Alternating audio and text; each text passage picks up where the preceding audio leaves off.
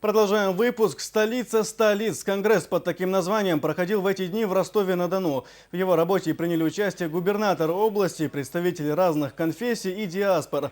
В многонациональном регионе проживают представители 206 национальностей. Действует более 80 региональных и местных культурных объединений. Этническое многообразие – это несомненный ресурс развития области. Именно поэтому здесь очень важно сохранять переданное предыдущими поколениями межнациональное согласие, отмечали выступающие. По итогам заседания было принято обращение к жителям Ростовской области, в котором содержится призыв к единству действий по поддержанию многонационального мира и спокойствия на Дону. Этот праздник имеет ключевое значение для консолидации всего российского общества, для всех граждан, независимо от политических взглядов, национальностей и вероисповеданий. Если обратиться к истории, то на Дону всегда жили в многоэтнической среде. Здесь люди никогда не делились по этническому, религиозному принципу, по принципу крови. Именно единство позволило отстаивать свободу и независимость родной земли. В числе почетных гостей Конгресса был и министр по нацполитике, внешним связям, печати и информации Чеченской Республики Джамбулат Умаров. Он отметил роль губернатора области в сплочении народов, проживающих в области. Также выразил уверенность в том, что никому не удастся разрушить целостность страны.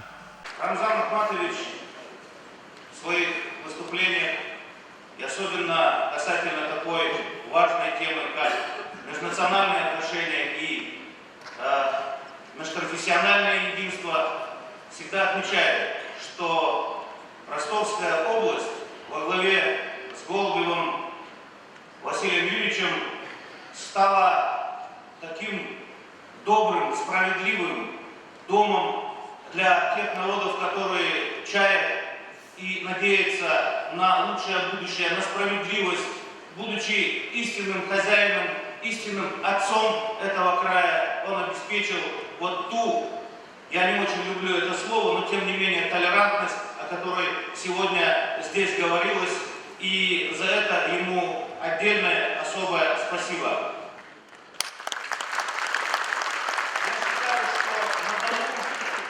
Который покрыл себя неувидаемой славой, принесенной этому краю во всех более или менее значимых войнах России, которую принесли казаки, Великое Донское воинство, которое покрыло эти российские знамена великой славой, начиная еще с тех времен, когда атаман Платов заходил своими рейдами в тылы французов, которые угрожали тогда еще нашей с вами национальной идентичности и вообще существованию российского суверенитета.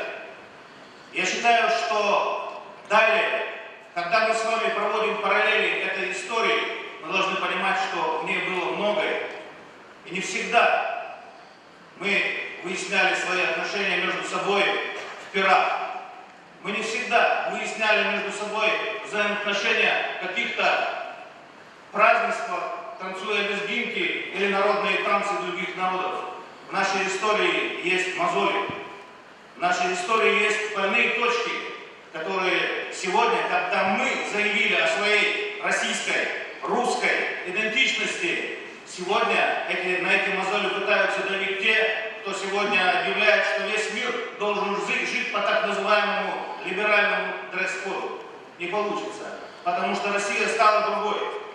Потому что ей этот дресс-код не подходит. Она примерила уже на себя свое суверенное, истинное национальное платье. Истинную национальную одежду, которая соткана из разноцветных тканей представителей разных народов и конфессий. Мы, люди, которые выходят и говорят что-то народу, мы должны всегда объяснять вот те болевые точки, о которых мы всегда с вами говорим. И самое главное, я хочу сказать, что именно русский народ на протяжении всей истории существования этого государства, какие бы репрессии не были, какие бы войны не были, какие бы перипетии и тернии не проходила наша страна, принимал на себя самый страшный и самый ужасный удар в первую очередь.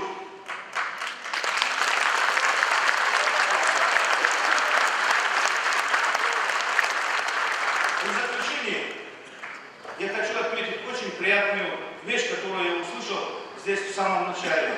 В заключение своего выступления хочу сказать, что, вы знаете, я сразу понял, что здесь, дорогой беспорядки, когда я услышал, что оркестром русских народных инструментов руководит армянин.